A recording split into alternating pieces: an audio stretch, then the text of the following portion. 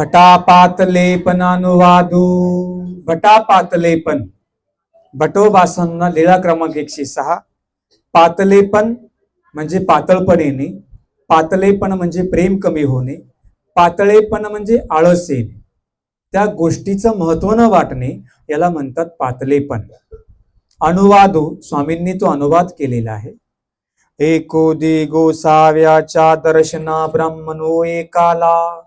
एक दिवस स्वामींच्या भेटीसाठी कोणीतरी एक ब्राह्मण देवाच्या भेटीसाठी आलेले आहेत. गोसाव्यासी दंडवते घातली. स्वामींना येऊन वाकून दंडवत केला. श्रीचरणा लागले, स्वामींच्या पायावर डोकं ठेवलं. नावेक गोसाव्यापासे बैसला होता. नावेक म्हणजे बराच वेळ, थोड्या वेळ स्वामींच्या जवळ ते बसलेले होते. मग गोसावे तयासे पाठवणी दिधली. मग स्वामी त्यांना म्हणतात, पाठवणी दिली.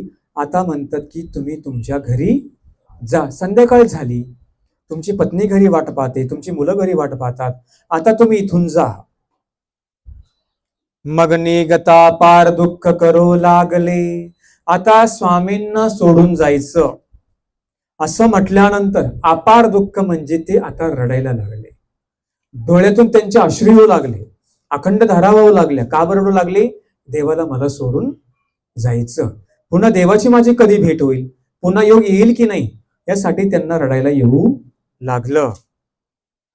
मग मागो ते गोसावे आते पुसती, मागो ते पुसती, मग निघाले. जिजी म्हणतात, देवा तुमची माझी भेट कधी होईल? उद्या तुम्ही मला उद्या भेटाल का? परत कधी भेट होईल? असं तो पुन्हा पुन्हा स्वामींना विचारू लागले. मग निघाले. आणि मग शेवटी काही त्यांना हे झालंच नाही. शेवटी रडत रडत, डोळे पुसत पुसत, त्यांच्या डोळ्यामध्ये अखंड अश्रुधारा आहे. स्वामी म्हणतात जा, ते म्हणतात थांबतो, स्वामी म्हणतात जा, ते म्हणतात थांबतो. मग भटोबासी म्हणितले. आणि मग या ठिकाणी भट्टोबा स्वामींना विचारतात, जिजी यासी ऐसे दुःख उपजत आहे, तरी आम्हासी कान उपजे जी.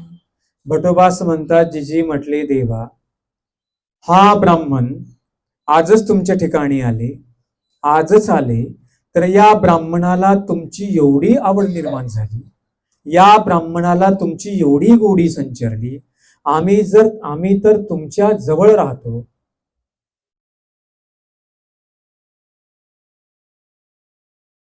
आम्ही दररोज तुमच्या जवळ आहोत, 24 तास तुमच्या जवळ आहोत, तर आम्हाला अशा प्रकारचं दुःख का येत नाही? कोण विचारतायत? भटोबा स्वामींना विचारतात. सर्वज्ञे म्हणितले, यासी पातले पण नाही, तुम्हासी पातले पणासे ऐसे सांगितले. स्वामींनी एक फार सुंदर मुद्दा सांगितला. यासी पातलेपण म्हणजे या ब्राह्मणाला आम्हाला सोडून जायचं, हे दुःख त्यांच्या ठिकाणी आहे, परंतु तुमच्या ठिकाणी ते पातलेपण नाहीये, कारण की तुम्हाला आमची किंमतच नाहीये. देव आपलेच आहेत, मग काय दुःख करायचं?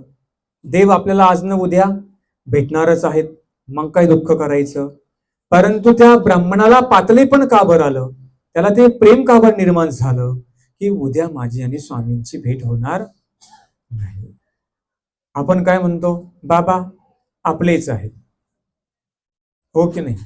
एखादा म्हणेल की या बाबांची पोथी संपूच नाही, एखादा का त्या घड्याळाकडे पाहत बसेल, कधी पोथी संपते, कधी पोथी संपते, कधी पोथी संपते. एक काय करेल? घड्याळाकडे पाहिल आणि टायमिंग सांगेल. एक म्हणेल बाबाची पोथी संपूच नाही. कशामुळं? अरे आज आपण भेटलो, उद्या आपण भेटू का? नाही भेटणार. आज तुम्ही डोमेग्रामचं स्थान वंदन केलं, मग म्हणायचं का आम्ही हे स्थान नेहमीच वंदन करतो, आम्ही इथे नेहमीच येतो? नाही. जरी मी आज हे स्थान वंदन केलं, उद्या हे स्थान मला वंदन करता येईल का? यासाठी डोळ्यामध्ये काय पाहिजे? दुःख पाहिजे. आमच्या स्वामींनी सांगितलं, अप्राप्ती साता पदार्थाची, स्थान प्रसाद भिक्षु वासनिक, ईश्वर शास्त्र आणि प्रेम हे डोमेग्राम मी स्थानवंदन केलं, पुन्हा मला करता येईल का? हा प्रसाद मी आज नमस्कार केला, हा पुन्हा मला उद्या करायला भेटेल का? हा वासनिक मला आज भेटला, उद्या मला भेटेल का तो वासनिक? का म्हणायचं नाही नाही हे आपल्या गावातलेच आहेत, उद्या करू ना दंडवत. बाबा आपल्या शेजारचेच आहेत, उद्या करू ना दंडवत. असं चालेल का? याला म्हणतात पातलेपण. बाबा दिसले, दंडवत करण्याची वासना नाही, काही धर्मवार्ता आहे मन लावून ऐकण्याची इच्छा नाही, बसायचं म्हणून बसले, उठायचं म्हणून उठले, याला म्हणतात पातलेपण. आणि हे पातलेपण तुम्हाला का बरं आलं माहितीये का? की तुम्ही पहिल्यापासूनच त्या गोष्टींची आवड नाही ठेवली, म्हणून तुम्हाला आला पातलेपण, म्हणून तुम्हाला आला आळस. हो की नाही? इथे बसल्यावर झोपा का बरं येतात? पाठीमागे पण झोपा काढल्या तुम्हाला मी काल सांगितलं, याला म्हणतात पातलेपण. आता एवढ्या सुंदर लीला मी तुम्हाला सांगतोय, वलय देऊन सांगतोय, तरी पण झोपा येतात. म्हणजे काय समजून घ्यायचं? आमच्या ठिकाणी पातलेपण म्हणजे आमच्यामध्ये आळस आलेला आहे. जर आम्ही तू एवढं सोपं बोलतो तर झोपा येतात, पण तुम्हाला पोथ्या कळतात का महावाक्याच्या? कळतील नाही कळणार. आणि म्हणून पातलेपण, भटोबास म्हणतात की तुम्हाला पातलेपण आलेलं आहे, तुम्हाला आमची काही किंमत नाहीये. स्वामी आपलेच आहेत. उलट स्वामी जरी आपले असले, उद्या माझी देवाची कधी भेट होईल, हे पातलेपण निर्माण करता आलं पाहिजे. म्हणून एक स्थान वंदन केल्यानंतर त्यावर समाधान मानायचं. आज जरी तुम्ही शिन्नस्थळी नमस्कार केली, त्यावर समाधान मानायचं. आज जरी या बाबांची भेट झाली तर त्यावर तुम्ही समाधान मानायचं. हा भिक्षू मला उद्या कधी भेटेल, असं इच्छा झाली पाहिजे. आपल्या भेटीगाठी होऊ शकतील का उद्या? नाही होऊ शकणार. आवड पाहिजे. म्हणतात ना, जर आवड असेल तर सवड भेटते. नाहीतर मग एखादा निरूपण करणारे गावामध्ये आले, आपण बसलो आपल्या घरीच भांडे घासत. का बरं म्हटले? प्रपंचातून वेळ नाही भेटला. पातलेपण, निल्लळता. निल्लळता म्हणजे काय? उदास होणे, याला म्हणतात पातलेपण. स्नान केलं, दंडोत नाही घालायचे, पातलेपण. प्रसाद केला, दंडोत नाही घालायचे, पातलेपण. शुद्ध स्थान केलं, महतीने ऐक वर्णली, पातलेपण. म्हणून पातलेपण आलं नाही पाहिजे. स्वामी सांगतात की यासी पातलेपण तुम्हासी पातळपण असे, ऐसे सांगितले. अहो तो ब्राह्मण जर एकदा आमच्या भेटीसाठी आला तर त्याला किती मोठा रडायला त्याला येतं. तुम्ही तर आमच्या भेटीसाठी येऊन दररोज तुमच्यापाशी राहून तुम्हाला अजिबात रडायला येतं नाही. म्हणून विवाह करते काळी दुःख असलं पाहिजे. तुम्हालाच असलं पाहिजे काय? आम्हाला पण असलं पाहिजे. आमच्यामध्ये पण पातळपण येतं, आमच्या साधू मध्ये पातळेपण येतं. साधूला भेटले काही दंडोत करणार नाही, साधूला भेटले काही 2 पावलं समोर जाणार नाही. का? यांना सुद्धा हे पातलेपण आलेलं असतं. कुणाला? साधकाला सुद्धा पातलेपण येतं. तुमचाच विषय नाही चालला, तुम्ही तरी उठून जासाल, पण एखादा साधक जर त्याला अशी उदासीनता आलेली असेल, मग ते बाबा कुठं बसले, कशावर बसले, हे सुद्धा त्याला काही समजणार नाही. तो आपली जागा काही सोडणार नाही. याला म्हणतात पातलेपण. साधूंच्या ठिकाणी सुद्धा पातलेपण येतं आणि नामधारकामध्ये सुद्धा पातलेपण येतं. आले का बाबा? येऊ द्या. बसले का बाबा? बसू द्या. जेवले का बाबा? जाऊ द्या. घेऊ वाटलं बाबा? घ्या. माझा काही आग्रह नाही. येऊ वाटले या, जाऊ वाटले जा, आमची काही घेणं देणं नाही. बाबा शेजारच्या घरी आले ना, मग आपल्याला काय करायचंय? त्यांचं ते पाहून घेतील. आमक्याने त्यांना बोलवून आपल्या गावामध्ये प्रवचन करायला, त्याचा परिवार जाईल, प्रवचन ऐकत बसेल, आपल्याला काय घेणे नाही. याला म्हणतात पातलेपण. बाबांचा काय आपल्याला उद्देश आहे का? मग नाही. ते बाबा लांब गावचे, आपण कशाला जावं पोथी ऐकायला? याला म्हणतात पातलेपण. त्याचे बहुतार्थ, व्यापक अर्थ सांगितलाय बरं का, लक्षामध्ये ठेवा. स्मरण न करू वाटणे, याला म्हणतात पातलेपण. पातलेपण म्हणजे येणारा तुमच्यामध्ये आळस. तो आळस मात्र कधी आपल्यामध्ये येऊ देऊ नये. हा स्थान, हे नामधारक, हा वासनिक मला पुन्हा कधी भेटेल ही मात्र इच्छा आपण आपल्या जवळ मात्र जरूर ठेवायची आहेत. लीला क्रमांक 107 पंचगंगा अनुवादू. दे गावेचा एक ब्राह्मणू. पंचगंगा म्हणजे 5 गंगा. दे गावचा एक ब्राह्मण होता. त्या ब्राह्मणा ते 5 कन्या. त्या ब्राह्मणाला 5 मुली होत्या. मनोनी तया ते पंचरांडा आला. त्याच्या 5 कन्या त्या विधवा झालेल्या होत्या. आता बघा अर्जकत्व असतं. कोण कसं अर्जकत्व घेऊन येतं. कोण्या बाईचा नवरा मरावा हे तिने काही जोडलेलं असतं का? पण त्याने काही अर्जकत्व जोडलं हे त्यालाच माहिती असतं. एक नवरा मेला ठीक आहे, दुसरा मेला ठीक आहे, परंतु या मुलींचे 5ही पती मरण पावलेले होते. आणि मग तुम्हाला माहिती विधवा बाईची कंडिशन कशी असते. तिला विधवाच म्हणतील, ज्या बाईला पोरगणे तिला वांजोटीच म्हणतील, काय काय म्हणतील तुम्हाला माहिती आहे. पंचरांडा हा येते पुढं. आणि मग त्या बाईला किती सासरवास सहन करावा लागतो. पूर्वीच्या काळी ज्या बाया विधवा होत्या त्यांना गावाच्या बाहेर झोपडी बांधून दिल्या जायची, त्यांना वाळीत टाकल्या जायचं. कशामुळे? या विधवा यांना गावात घ्यायचं. काय काय सासुरवास त्यांना सहन करावं लागायचा, बोलणे सहन करावं लागायची. इथे एक होतं का? आता इथे 5 पती सरले होते. म्हणून तया ते पंचरांडाला पंचरांडा गेला ऐसे म्हणती. व्हिडिओ घे रे बेटा. म्हणून याला काय लोक म्हणायचे? 5 रांडा, 5 रांडांचा बाप आला, 5 रांडांचा बाप गेला ऐसे म्हणती. ऐसे तो ब्राह्मणू जळे. अशा प्रकारे तो ब्राह्मण बिचारा जळायचा, अंतकरण तिळतिळ तुटायचं. म्हणतात ना वर्मस्पर्शापाशी शिरच्छेद चांगला. एक वेळेस वर्मस्पर्श मुंडक काढून टाका, एकदाच क्रिया होईल. जर का तुम्ही त्याला टोचून बोलले, टोकून बोलले, तर जेव्हा जेव्हा तुम्हाला तो भेटेल तेव्हा तुम्हाला ते शब्द त्याला आठवल्याशिवाय राहणार नाही. एक उदी गोसाव्याच्या दर्शनासी आला. एक दिवस ते स्वामींच्या दर्शनासाठी आले. कोण आले? ब्राह्मण आले. सर्वज्ञे म्हणितले या हो तुमची या पंचगंगा निकेन सती.